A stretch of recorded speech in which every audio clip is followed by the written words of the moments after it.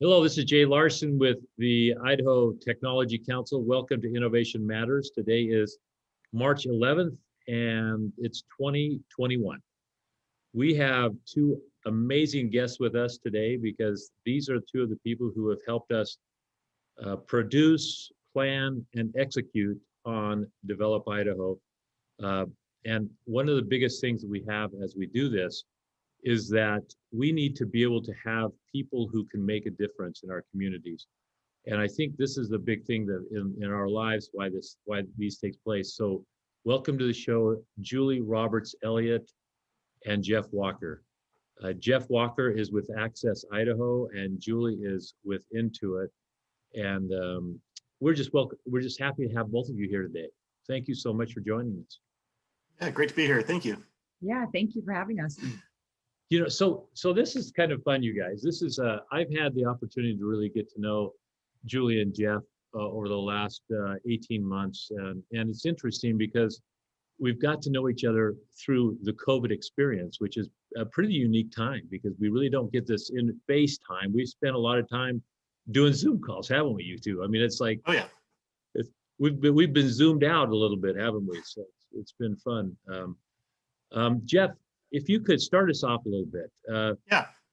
Tell us a little bit about what you do at Access Idaho, what Access Idaho does, and a little bit of how Access Idaho impacts Idaho.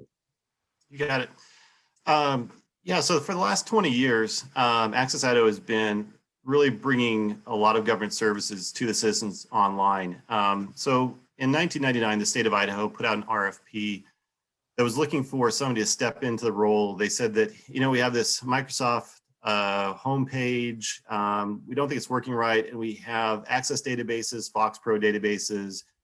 We've got Excel databases under people's desks. And we realized, the state realized in 99 that they really need to transform themselves where they had no e-commerce going on.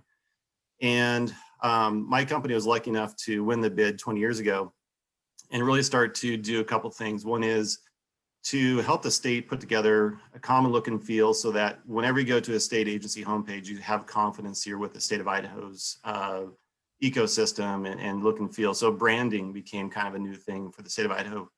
The next thing was, how do we take money? And so we started working with vehicle registrations, started working with the tax commission and different agencies so that way you could renew your licenses. And finally, we've really gotten into over the last 20 years, really looking at what the user experience is and trying to figure out how to move communications such as your vehicle is due or your tax is due and pushing out reminders to people so that way they don't get in trouble for being late or miss something, because so many things are driven now by, in Zoom world, like your Outlook rings, it's like you have these little triggers that allow you to remember to not be late for something. And so we've gone from, over the last 20 years, we've helped the state go from no e-commerce to $300 million plus a year collected online and distributed out to state agencies, to 9 million transactions a year that take place, and really changing the citizens' expectations of government. And so, with our small staff here,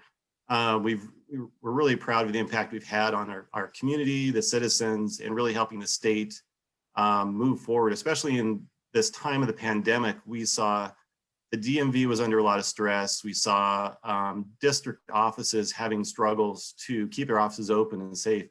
And so this year of COVID has been one of rethinking for the state and rethinking for our staff as we help the state about how do you provide services? How do we notify citizens of things coming up? How do we lower the barriers? And so it's been very transformative, and it's been a very big privilege for me and my staff to really say, how can we make a difference in our communities, to our families and the people around us? And we feel very privileged to,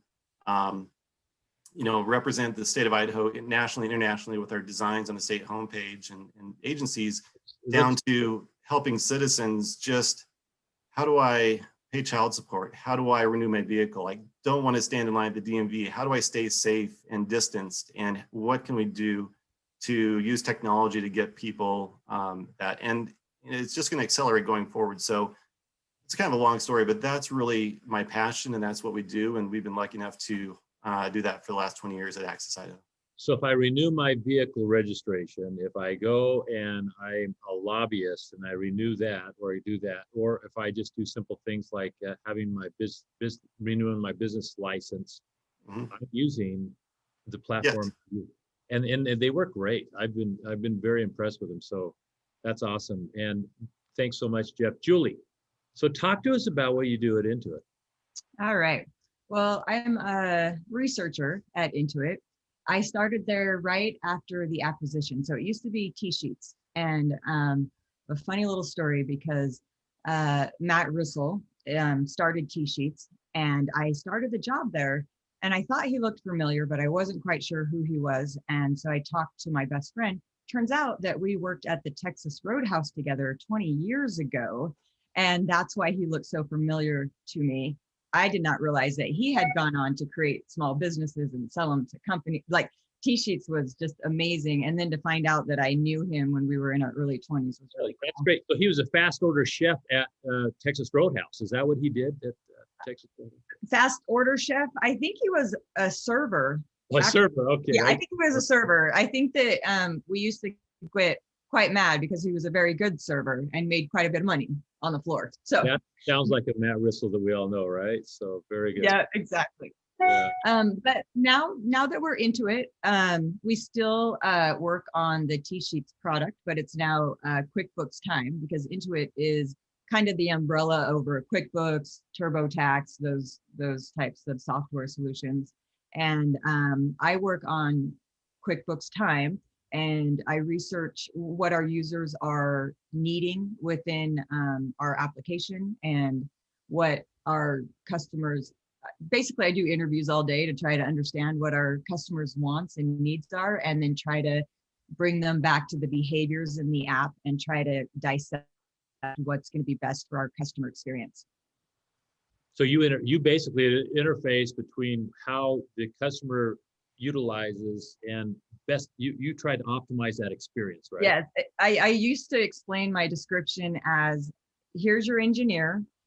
I'm the person that can speak engineer and normal language, and then I bring it over to the participant. I get their information, then I reiterate it back to the engineer in engineer talk.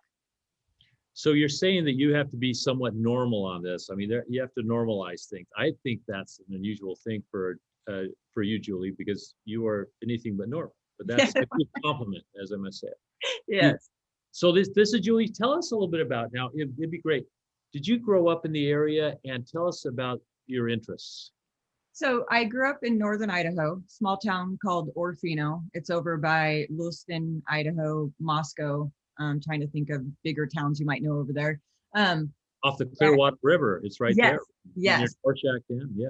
Yep. So I grew up there, and then we moved to Boise when I was in about junior high, and it was quite a move from a small town to a large town. And I found that by the time I hit high school, that it was very boring. So I decided to leave high school and go about and do my own thing. And in that process, I had a lovely child, and I raised her by myself. And that's where I found my passion for women and giving them a sense of freedom, because I was kind of stuck in this loop where I didn't think that I could do anything. And now, my daughter's now 24, and I was able to get my bachelor's and my master's degree. But the reason why I get so involved in Idaho is because every time I go to rural Idaho, and I've also got connections up in Idaho City, I see these young women that have so much potential, but they don't have the knowledge of a way out or a way to stay in their community, but make the money they need to raise their family and not be dependent on maybe someone they don't want to be dependent on. And so I'm really all about that kind of awareness. And before COVID, I volunteered at Faces of Hope, so to help with self-defense as well, because I believe, again, as women, we need to be able to defend ourselves, and we have ways to do that against people that we may think are bigger than us, whether it's with our words or with actual physically needing to push them off of us. So Faces of Hope has really helped me do that type of passion there. And then being a part of Develop Idaho and a part of this community of tech also allows my other passion, which is educating women and getting that education even into rural Idaho, so that you don't have to leave where you grew up, but you can stay there and still create a life for yourself. That is fantastic, Julie. And I really love don't let the circumstances, because sometimes you get dealt some cards that you really didn't want to have, right? Or you didn't anticipate, and you can make those positive. And I really love that story. And probably the best opportunity for us to be able to increase the talent level in Idaho is to be able to have more women become more in the technology space. So that's a fantastic story. Thanks, Jeff. How about you? Where'd you grow up? And I know what I've been amazed about you is you're also kind of an Ironman triathlon guy. Tell us a little bit about this. Yeah, so my family's got pretty deep roots in Idaho. I think my grandparents came over to Eastern Idaho from from Russia in about 1913. So they homesteaded over in Eastern Idaho and were potato farmers on one side. Then the other side, they came out west from Kansas in the early 1900s and settled in Parma in that area. And my parents met at University of Idaho in the 50s. And then I went up to grow up here in the Boise area, going to Capitol High School, University of Idaho, and then my master's over at WSU. My deep roots go into, my dad was an extension agent here in town, so he ran the fair, all the 4-H programs, so I was heavily involved in 4-H and all the youth programs. So there's some pretty deep roots when it comes to Idaho and the Idaho experience. And the classic one was, in the 80s, my dad was like with classic guys like, well, go to college and then become a postman, have these steady normal jobs and kind of like, here's the old school way of kind of how you move forward. And so I always kind of took a little bit different route. So I went to college, University of Idaho, and was getting my education degree because that way I could justify that to my parents. Like, I'm getting a teacher's education because that's, very standard. But on the side, I ended up doing internships on Capitol Hill, worked for McClure when he was senator, and worked for Larry Craig before he was senator. And then the National 4-H Center back in Washington, D.C. in the summer times for their program. So I got heavily into public policy and heavily into kind of what it means to be a citizenship. And so those kind of careers, I started to work within work for Governor Batt when he was governor. And then I realized, the world is kind of, the politics becomes one of kind of, you have to attach yourself to a rising star kind of thing. And there's no retirement program. So I ended up going to work for a software company, which allowed me to do marketing. And from there, I moved on to running Access Idaho. So the exciting part is I get to do public policy with my job by creating technology that works. And I get to be in kind of a field where I can kind of be creative with that. So it's growing up in Idaho, I really took a really for me, it's a very different route of how do you combine your passions of good public policy and good and technology and marketing. And I was able to merge those two. And so outside of the job of that is, the Idaho offers a lot of outdoor experiences, whether it's skiing, running up to Lucky Peak after work and going wakeboarding. And one of the things I got into was to try to challenge myself and get over anxieties and fears was okay, let's try running Roby. And then running Roby became, okay, let's try a marathon. Okay, let's combine those and try to put them together. And so I ended up doing the Boise half Ironman and then Coeur d'Alene, and then on to I did the Austrian Ironman a couple of years ago for my 50th birthday. It was a goal I set for myself. So I think, I do triathlons, but the thing about it is I use them really to, actually face some fears when it comes to like getting in the water with 2,000 other people and getting smashed around, getting on a bike and risking potentially not finishing a 100-mile race and then going into that. So it didn't come naturally. When we talk about my Ironmans, it is a very unnatural thing for me, but I used it to really get through and kind of stretch myself. So yeah, I've completed 2 full Ironmans, which is about, 13, 14 hours of continuous exercise and a lot of calories burned, and all that went into that. So, And you've so gone it to, does- you've gone to Austria to be able to compete in these things and do yeah, extraordinary things. I love the idea to use this to stretch yourself, because I think that's kind of what this whole next thing we're going to talk about. yeah, And by the way, I wanted to let you know I end up having a situation where I think my dad was an extension service guy, so I'll bet they know each other, University of Idaho guys. So yep. we'll Oh talk yeah, about it another we'll time. talk offline on that. Yeah, Talk about this other comrade as you came from Russia. Walker's yeah. not Russia though. Walker's probably Irish or something. Or You know, the interesting part about it is Troop was that side of the family, and they were Germans living in Russia. The Red Army was moving towards their town, and they had to get out. And so before ethnic cleansing became a thing, they literally had to bribe their way out of Russia to get to America before their town was overrun by the Red Army. And so and there's this whole story of my uncle, who was a cook for some of the generals of the White Army, who said, get your family out, things are not going well. And so he actually deserted, and he had to go through a very arduous journey through his desertion to get his brother and my family out. So that was a close call. I actually, side note is I actually lost some family members to some of the Siberian, camps and stuff. So there's a whole different side of the world that, that's a part of the story that was caught. This whole thing that where people fight for their independence, their families, and everything like that. I think you have a neat story there. So let's shift. Yeah. So at the end of February, you guys, we had Develop Idaho place. We had about 40 speakers come talk about technology issues all the way. I mean, a broad range of things that might have been cybersecurity. I mean, there were so many things that were discussed during this. We had Vivek, the CEO of Albertson's companies, come and talk about how, I mean, he gave, I think it was only about 11 minutes, but it was riveting, the stuff that he talked about. We had Amy Guile came, and she did from Silver Draft Supercomputing, and she did a wonderful job there.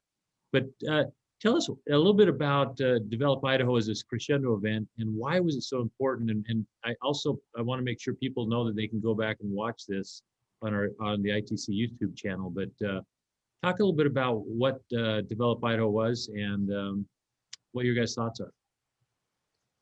I didn't really know what Develop Idaho was until Jack approached me and was looking and kind of explaining what ITC did, and then the event that Develop Idaho did. And I just found it fascinating. I mean, we got to sit and interview people and listen to their stories that I didn't realize that was going to be so powerful for me. But so the reason that I got involved is because, again, this is right up my alley of educating and just wanting more people in Idaho to understand that tech is not always just coders sitting in the back room, number one. And number two, just that there's so many different ways of being involved. And then with COVID, it even pushed it even more. It was just fascinating.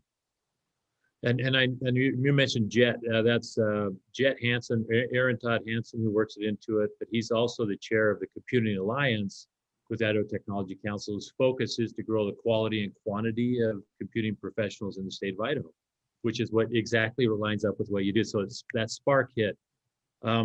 Jeff, what do you think about Access Idaho? What do you think was from you one of the pinnacle ideas or moments of that? Of the Develop Idaho? Yeah. For me, I think after a year of everybody kind of the shared experience we have of Zooming, of being isolated, I think there was a lot of appreciation for people to come together as a community and share their stories. So I was actually, I want to say caught off guard, but I think I was amazed at the Albertson CEO. Number one, he had a board meeting that he had to attend the same day of our event, and he made time for us to do that. And it was actually very inspirational. Like a guy that just, you think like he runs all these stores, would take time for us to talk about innovation and about, I really learned a lot about kind of his philosophy of innovation in the grocery industry, and is good eye opener. And I think for me, that represented kind of the importance of Develop Idaho, is that people get out there and you feel isolated, you feel, is there an experience? What else is everybody experiencing? And to have him go through, tell his story in a time when you can become isolated through Zoom or isolated through working remote. I thought it was critical that we had a variety of stories from local, national, men, women. We had it from program managers to project managers to CEOs we had a spectrum of stories. But I think the common thread that really was very important to me to hear through all of them was we had a challenge. We accelerated our ideas in a time of COVID. We met the challenges. We had some failures, but we learned from our failures quickly, and we pivoted quickly, and we turned them around. And I think there's a very strong theme of resilience and grit that I took away from a lot of the stories. You can go back and see them on your YouTube channel. But all of them for me it did what I was hoping to do, which was inspire me and not make me feel isolated. And there's a community out there which went through that shared experience with me. And that was a very high level kind of thing I got from it. And you can dig into the details of the technical details of the data and the things that people talk about, but from a high level, very inspirational. Plus the idea that it takes it from multiple industries, right? It's just not, it's like Intuit would be this tax deal that you've kind of, that you've kind of had this whole thing, but it's really much broader than that now. The experience you'd get from that company, Simplot had a big part of this.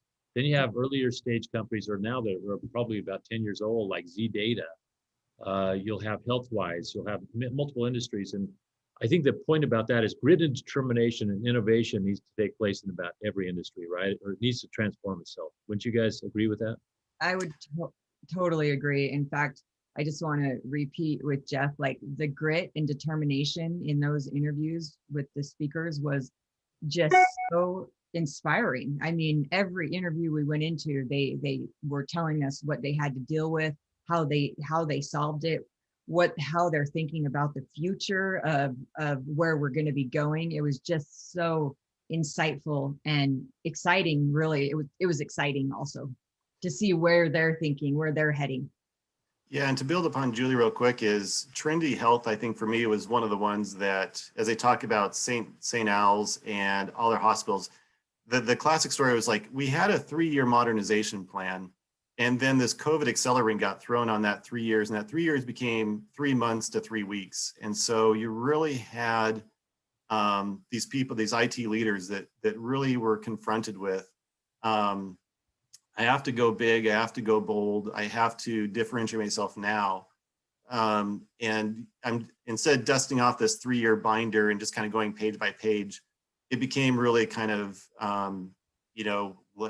it's iterating forward in a very dramatic way. So yeah, and you wouldn't think of like a hospital as, it's like you look at them, they're very building structures and you forget about when he talks about, we've got people that can't see family, how do we get iPads in there? How do we get doctors? And the IT story that came out of, I think, the Trinity Health was just fascinating about how IT and healthcare and that industry is going to come out of this last year in a different place than it was a year ago, in ways they didn't expect. And so there's some great stories in there. There really are, and I think your point about that was fascinating, in that this accelerant that took place, about every company has had to figure out how they're going to deal differently because of the whole COVID pandemic. But I think that the idea is Idaho has had the biggest surplus that we've ever had. And one of the reasons for that is that there's been several companies that have made unique transformations based upon that acceleration that you just referenced. So, I want to make sure everybody knows that, again, that Julia and Jeff were the co-chairs of Develop Idaho, which again is the crescendo event for the Idaho Technology Council and to grow the quality and quantity of computing professionals. if I know you both are you're signed on to be able to do it another year, right? So what do you think? What do you think about what's 2020? This coming year and into 2022. What's it going to bring? Well, first, it's going to bring me buying Jeff a beverage when I can meet him in person. But I really think that we have maybe met one time in person, and then we've been on Zoom since then. And quick story, we were at oh gosh, we were eating at a pizza place, myself and my father, and I happened to be just very animated with my father. And the next time Jeff and I got on a call, he's like, "Were you at Inter or whatever pizza place it was?" And the other night, and I said, "Yeah." He's like, "You were. I thought it was you, and I wanted to come by, but you were engrossed in a very intense conversation with another gentleman." I'm like, "Oh yeah, that was my dad. I was just lecturing him." But the funny part about that is we've only seen each other on Zoom, so it's kind of hard to approach, in person. So, Right. But looking forward, I may pass that to Jeff. We haven't I'm looking forward to doing, looking at the data. I know some early stuff shows that people are liking the hybrid event, or liking the virtual event with maybe doing a hybrid event. And I think that we're just going to have even more success this year because we will have a year behind us, and we also will have some new great ideas. Yeah, I think, yeah, the data I've seen too, they're referring to is, yeah, a year from now, fingers crossed, we're going to have hybrid work environments where in the past, people are going to be more open to, okay, we have people at home, we have people in office, we meet. And so I think there's definitely an appreciation for socialization, because I think when I talk to coworkers, they're like, we're doing our job, but we're time boxed. We are task oriented. We're checking the boxes, but we've dulled just a little bit on our innovation. We've dulled just a little bit. We need to sharpen that up. And so there's going to be that in-person meetup that's going to kind of help us talk through in a more kind of open and less time boxed way, and in Brady Bunch way, like we are now in Zoom. And when I look at the data and what they're talking about with Develop Idaho, I definitely see again that theme going through, which is there's going to be people working from home, and they're going to want to connect to the community, and they're going to want to see that. And they may not want to commute into Boise or commute into the event, but there's other people, they're like, I need that social experience. I need that cocktail hour afterwards. I need to visit with the vendors and even sponsors wanting to connect with their community in person.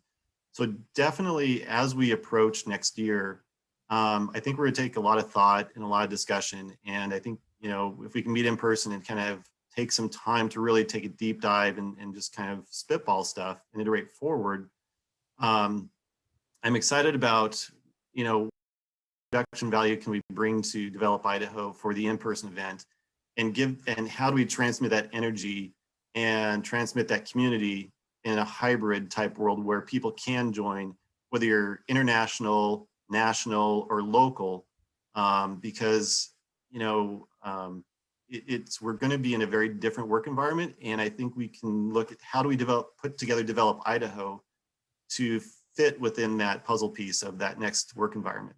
I think that's a great point, and I think that one of the point is how we're going to be getting together. That's one of them, and this everybody understands there's going to be, a blend of the virtual plus in person, which we're going to be excited about. Because Julie, you're so right.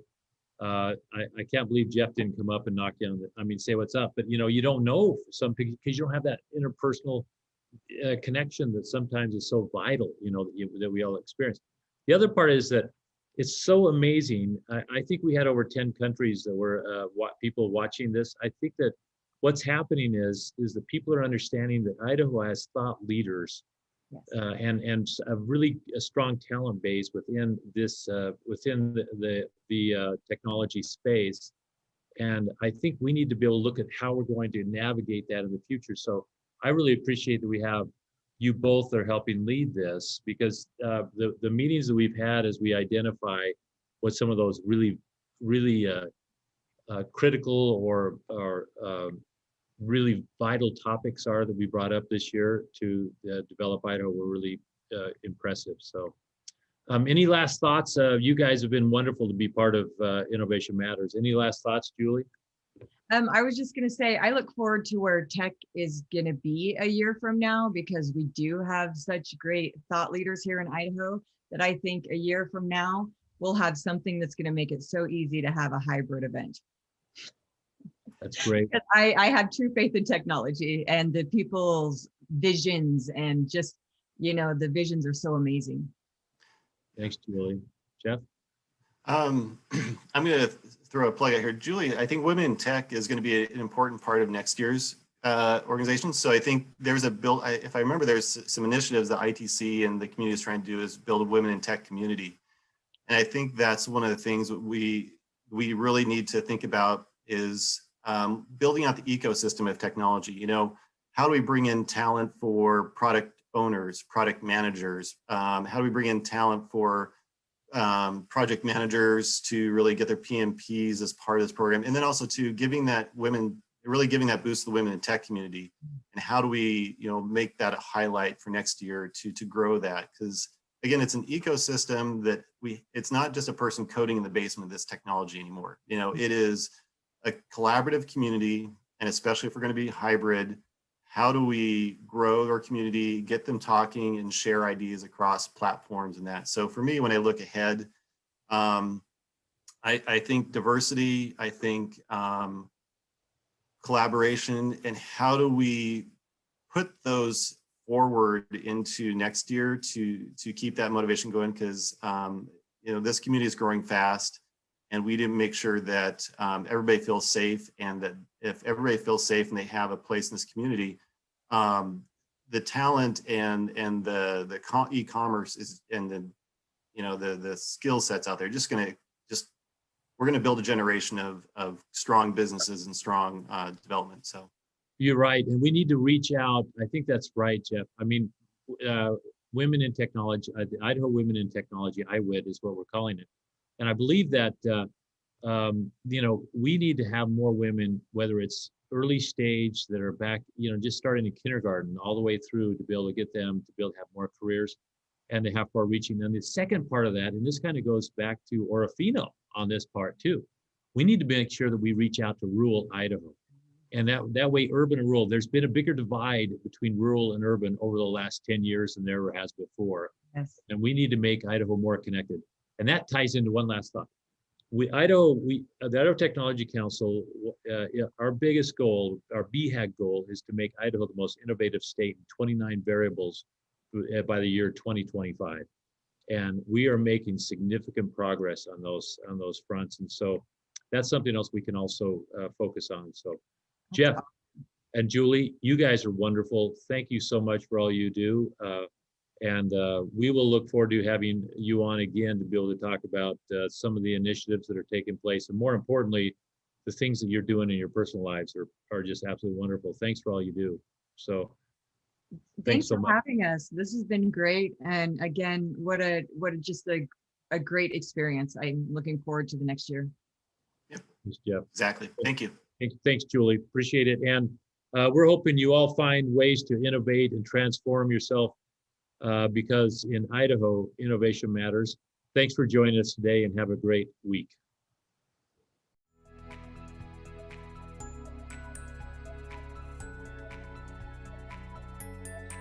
As we adapt to changing times where organizations and government agencies are working remotely, it is increasingly important for us to stay connected with local tech companies like Cradlepoint, Truckstop.com, Experis, FlexTrax, Idaho Central Credit Union, as well as Mayor Debbie Kling, and Mayor Rebecca Cashmer. Isn't there a direct correlation usually with the goods transported across the country and the health of the economy and possibly going into a recession or something like that? Is there a direct correlation there? What's cool on the technology side People are having to, like the webinar usage, you talk about the bandwidth that just skyrocketed. Discuss what Idaho's economy and government leaders are doing to ensure Idaho's economy weathers the storm. Idahoans also have a culture of taking care of each other. We have a culture that includes doing things intelligently and the right way. And I think that's part of what's going to see us through. So I should have not just limited it to the United States, to the world. That is fantastic. Yeah, I don't want you to sell us short, Jay. Come on. Yeah, that's right. Thanks. This is Jay Larson with the Idaho Technology Council, keeping you connected with industry and government, because in Idaho, innovation matters. Innovation matters. Innovation matters. Thank you all, and be safe out there.